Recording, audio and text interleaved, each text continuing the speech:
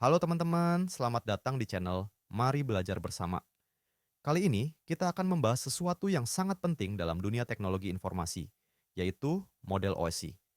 Mungkin kalian sudah sering mendengar tentang model OSI, tapi apa sebenarnya model OSI itu?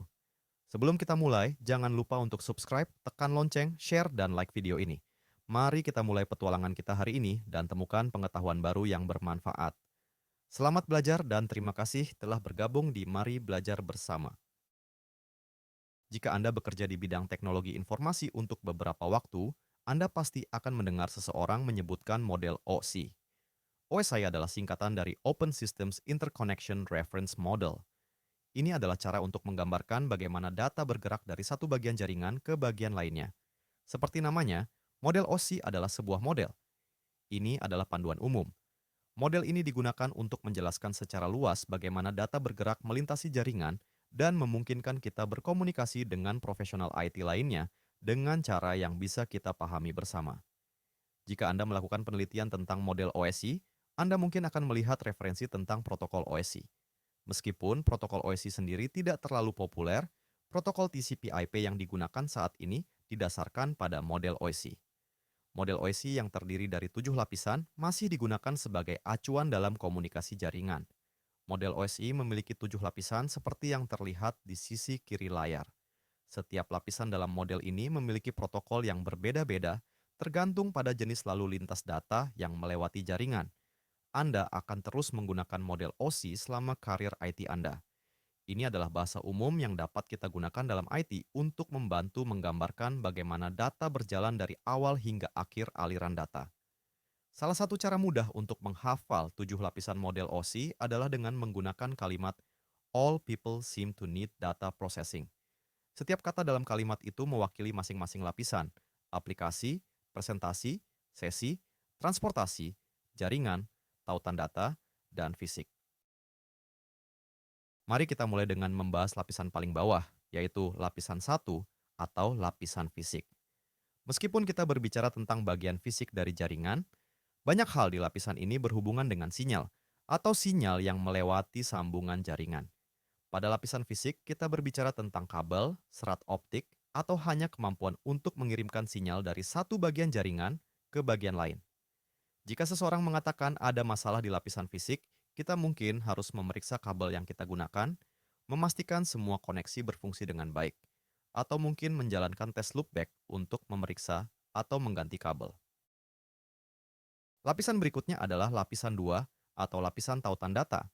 Ini adalah lapisan dasar untuk protokol yang akan kita gunakan di atasnya. Di jaringan Ethernet, kita menggunakan MAC address sebagai pengidentifikasi, yang sering kita sebut sebagai alamat lapisan 2. Karena switch jaringan membuat keputusan berdasarkan MAC address, kita kadang menyebut lapisan 2 sebagai lapisan switching. Di lapisan 2, kita melihat bagaimana alamat MAC menghubungkan perangkat satu sama lain di jaringan.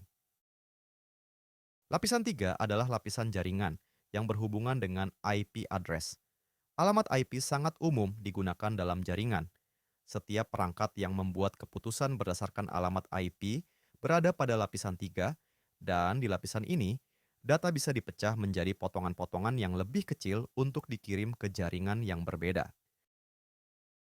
Lapisan 4 adalah lapisan transportasi.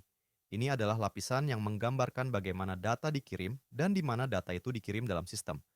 Protokol yang digunakan di lapisan ini termasuk TCP, Transmission Control Protocol, dan UDP, User Datagram Protocol. Ketika kita mengakses halaman web besar, data harus dipecah menjadi beberapa bagian kecil, dikirim satu persatu, dan kemudian digabungkan kembali di sisi penerima. Lapisan 5 adalah lapisan sesi, yang berfungsi untuk memulai dan menghentikan komunikasi antara dua perangkat. Protokol kontrol dan protokol tunnel seperti VPN digunakan di lapisan ini untuk mengatur komunikasi.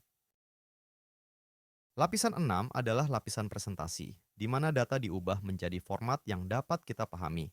Semua proses enkripsi dan pengkodean data terjadi di lapisan ini.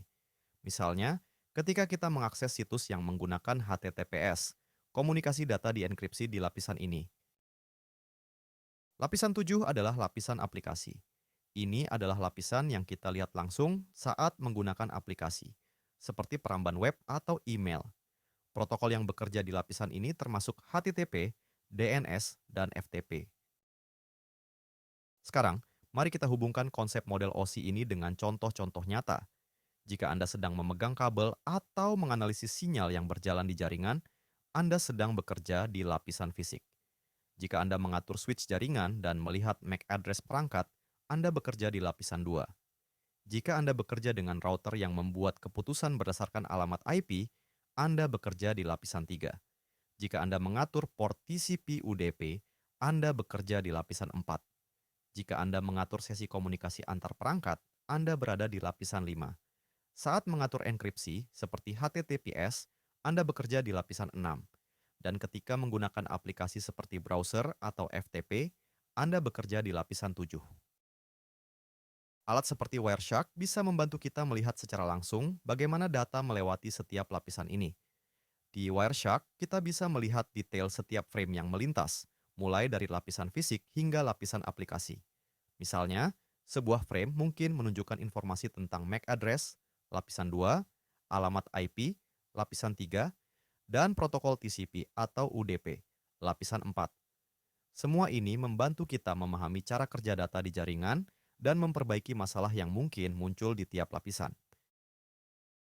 Dengan memahami lapisan-lapisan ini, kita bisa lebih mudah dalam memecahkan masalah jaringan, karena kita tahu di lapisan mana masalah terjadi dan bagaimana cara menanganinya. Terima kasih sudah menyaksikan video ini. Jangan lupa untuk like, share, dan subscribe ke channel Mari Belajar Bersama, agar tidak ketinggalan konten terbaru seputar konfigurasi, keamanan jaringan, dan keamanan siber. Jika Anda memiliki pertanyaan atau topik yang ingin dibahas, tuliskan di kolom komentar. Sampai jumpa di video berikutnya, dan teruslah belajar bersama kami.